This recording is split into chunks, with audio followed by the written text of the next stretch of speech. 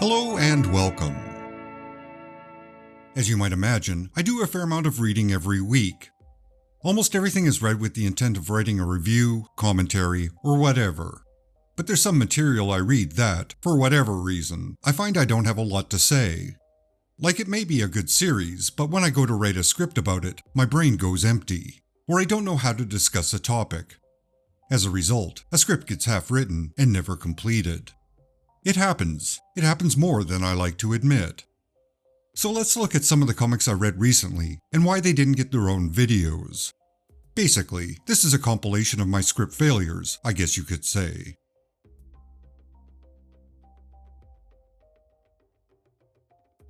This 21-issue series, entirely done by Terry S. Wood, was originally planned to be 12 issues. However, due to its scope, it needed a lot more room to breathe. So Wood expanded the series instead of condensing it.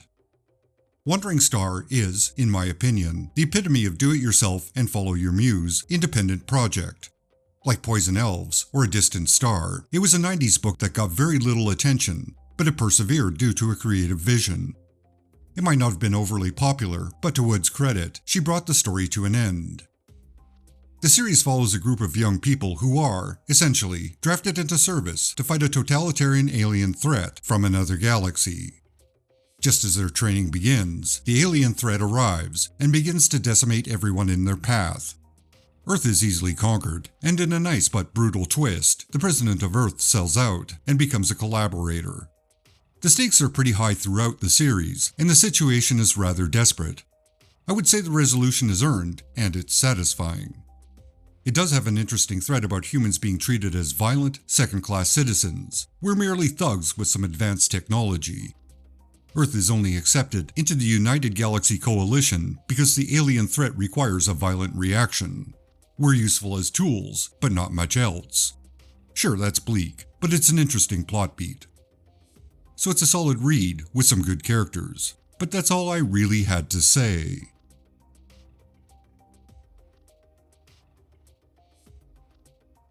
Local Man, Crossover, and Blood Squad 7 were series I read knowing that I'd use them to examine 90s image comic nostalgia. At the time, roughly a year ago, it seemed like that topic was becoming a popular talking point, and I thought maybe I could bring a different perspective to it. If you've seen any of my older videos, it's pretty well established that I have an unapologetic, low opinion of early image titles. Just to be clear, I fully support those creators breaking free from Marvel and DC and reaping the rewards they were due. That is pretty awesome, and it was a level of success they deserved. But man, what they published was mostly disposable junk. Sure, it had a lot of energy, but it was the worst, hackiest writing I've ever seen. That said, I acknowledge I'm in the minority with that opinion, mainly because Image Comics wasn't an entry point into comics for me. It was just another company pumping out flashy material that had no substance. However, for those that are younger than me, Image captured their attention and imagination, and I get that. That's cool. As I always say, like what you like. Who cares what I think? However, what bothered me about the Image nostalgia was the implied rewriting of history. Sure, the founders were upstarts with a very mild rebellious streak, but they were also pretty disorganized, inconsistent, and well, some have become the very thing they rebelled against. Everyone seems to forget the damning details and just remember the excitement of a very brief time in comic book history. But hey, that's practically the defining feature of nostalgia. Details are overlooked to preserve the warm fuzzies. Anyway, this is an instance where I thought my intentions got in the way of evaluating the material on its own merits. The closest I got to reviewing the material was this opening paragraph. Crossover, Local Man, and Blood Squad 7 look back at early Image and explore what made it special. At the same time, they acknowledge that times have dramatically changed. Things have gotten more serious, more violent, and there seems to be a distinct lack of joy in the material that once excited their young minds. I mean, really, that's the theme of all three, which I summed up in one paragraph, so that's all that needed to be said. I mean, I did elaborate, but it all read like I was simply rewording that opening statement, so I filed that script away. Local Man is probably worth a read. Crossover is therapy for the writer, Donny Cates, and it's incomplete, so it's hard to suggest. Blood Squad 7 is newish, and it's still developing. It might be something for those interested in the theme of how things used to be different, but now they've escalated into grim violence.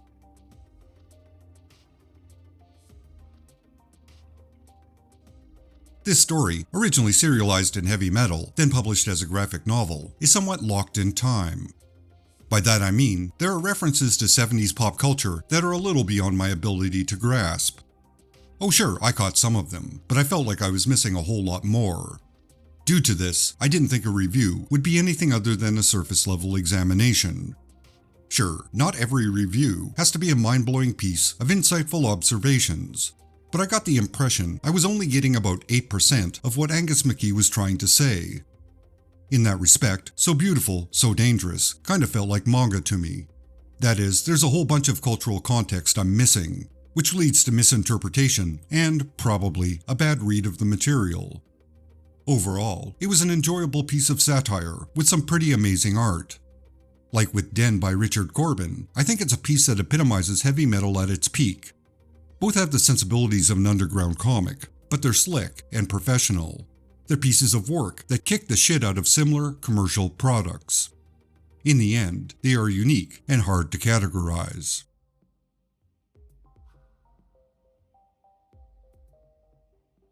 Going in, all I knew was this was a DC event. And wow, I was bored and immediately stunned by the lack of originality. My only thought was, KO is DC giving those that debate power scaling something to bitch about. If I wasn't familiar with One World Under Doom, I'd say KO was the worst thing I read recently. It is, very easily, a close second. Both events show that current events are super forced. I mean, they have been for a decade, but now it's just embarrassing. The tone of my script essentially said, these modern events are examples of writing down to their target audience. What does writing down mean? Well, in the before times, before the big two focused on work that was strictly about being content or a consumer product with potential to be exploited in other media, some material tried to elevate the medium with subtle themes, coded language, and much more intent. Nowadays, what you see is what you get. You scratch the surface, and all you get is ink stains. Heavy themes are stripped of nuance, and, in my opinion, they are intentionally written to avoid misinterpretation. This is writing down. It's clumsy and blunt. Of course, this is a very generalized observation. I can already hear my comment section exploding with disagreements. Anyway, I didn't think it was worth the effort to essentially write about an event that left me cold. And in the end, I didn't think I was saying anything that wasn't apparently obvious.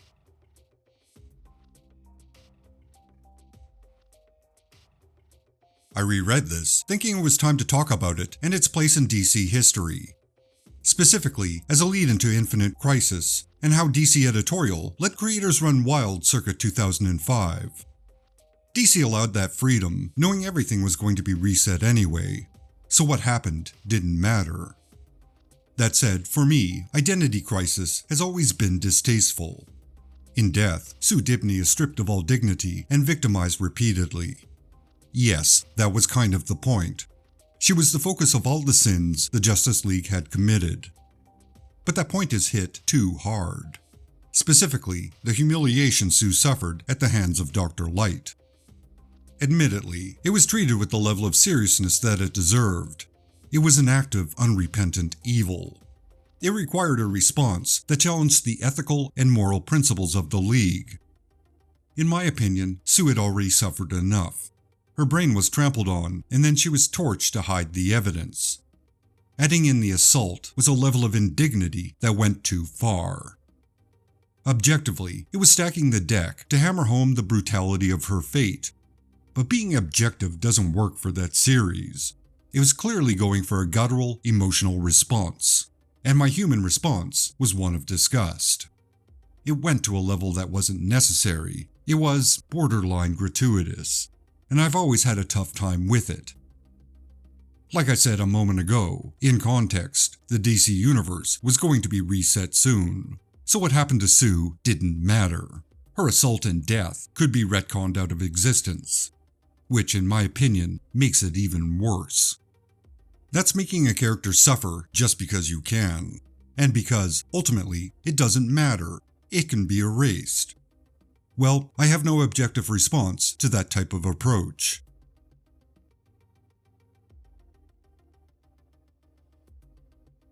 Lazarus is a great example of a hardcore action story set within a dystopian world. It's a series that has stopped and started a few times, making its continuity a bit of a confusing mess, in my opinion. Luckily, there are 4 collections available, which assembled into the intended reading order, so that helps. Lazarus focuses on Forever Carlyle. She is the blunt force killing machine for the Carlyle family, who rule over the majority of North America. All the other rulers of the world have their own similar killing machines. So, for the most part, there is peace. There are accords and agreements between the various rulers that prevent perpetual warfare. Naturally, each nation is under strict authoritarian control. Not to mention, each have their own proprietary technological advances they don't share. With any piece of fiction, where the world is established and the rules are all in place, it becomes about tearing that world down. That's the basic premise of all dystopian and utopian fiction. Like most memorable science fiction, the world is a disguised, heightened version of modern times. The parallels might not be exact, but they're easy to see. So far, to its credit, it doesn't liquidate those similarities into gross, straw-man stereotypes. After all, Lazarus is not a parody. It's a cautionary tale about allowing billionaires the power to control our future. Because, I don't know if you know this, but those billionaires could not give a fuck about you. They only care about consolidating power and retaining that power. Basic human rights and ensuring everyone has a respected, dignified existence does not factor into their plans. You know that. Okay, cool. Let's move on. Lazarus is, roughly, a third or halfway complete, so there's still a lot of story left. While it seems the creators, Greg Rucka and Michael Lark, have a renewed interest in finishing what they started, it's still some years away from getting to the end. With that in mind, I wrote what I needed to write and have decided to wait until it's done before making a video about it.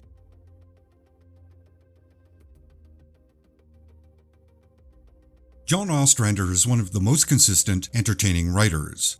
I can't think of anything he's written that wasn't satisfying and solid. He took over Starslayer when Mike Grell left, co-created Grimjack with Timothy Truman, and wrote the first iteration of the modern Suicide Squad, to name just 3 pieces of work. Lately, I've been binging his work. Along with the aforementioned series, I have the short-lived Manhunter series, Firestorm, and the transformative run of The Spectre, all ready to enjoy during those times when I just want something entertaining to read. Suicide Squad in particular is even better than I remember, and it's just a joy to reread all the personality conflicts and the imaginative scenarios that play out over years and years. It takes some pretty unremarkable villains and heroes, like Captain Boomerang, Enchantress, and Nightshade, for example, and gives them all distinct personalities and goals. It's such a unique series, it's no wonder Michael Fife did his own remixed homage to it with Copra. It takes place in the dirty margins of the DC universe, and the only other series that was similar in tone was Gotham Central. It's a formula that I don't think anyone's been able to reproduce for the Suicide Squad quite like Ostrander. Especially the disposability of some characters. No one has plot armor. You really never know who will survive any particular mission.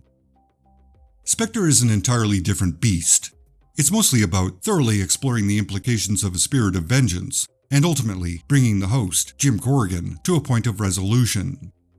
It begins small, so to speak, and then expands the mythology with ever-increasing challenges to Spectre's authority. It's greatly enhanced by Tom Mandrake's perfect artwork. When there's an artist filling in, you can see how much of an impact Mandrake has on the material.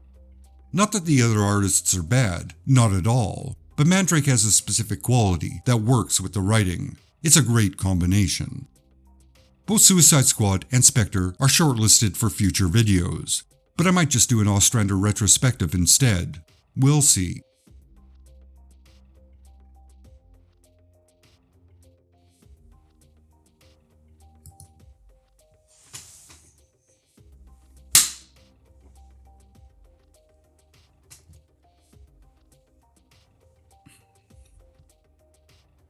So that brings us to the end of this compilation.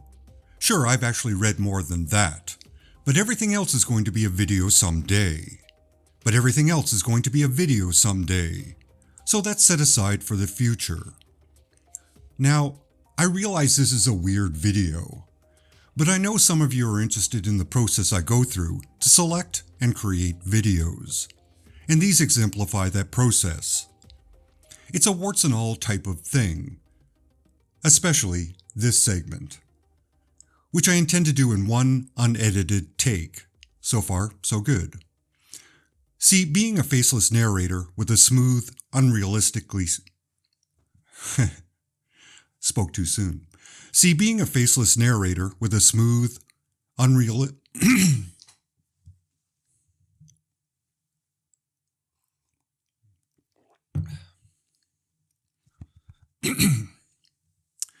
See, being a faceless narrator with a smooth, unrealistically sexy voice. Pause for awkward silence. Causes some to doubt the authenticity of this channel. I assure you, everything you see and hear is human-generated. God damn it. Causes some to doubt the authenticity of this channel.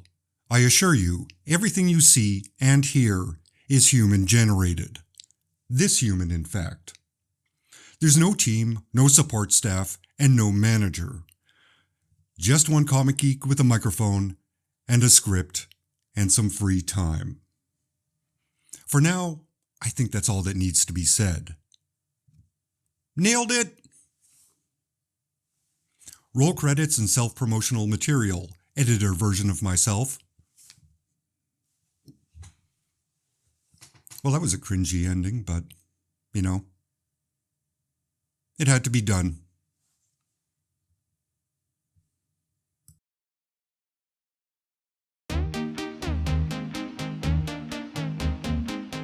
Thank you for watching. Now I should mention that I recently posted a 30-minute video to Patreon. Due to various restrictions on YouTube, I cannot post it here without massive edits. Anyway, it covers the oddball history of strange brain parts before I focused on comics.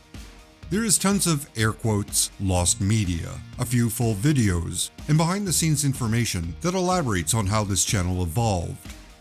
So if that's your thing, support this channel on Patreon and get the backstory to strange brain parts. It's probably weirder than you might think. Of course, thanks to all my current supporters on Patreon and YouTube. I greatly appreciate your ongoing support. It makes a big difference, believe me. You make it possible for this channel to continue on a regular basis, so thank you once again.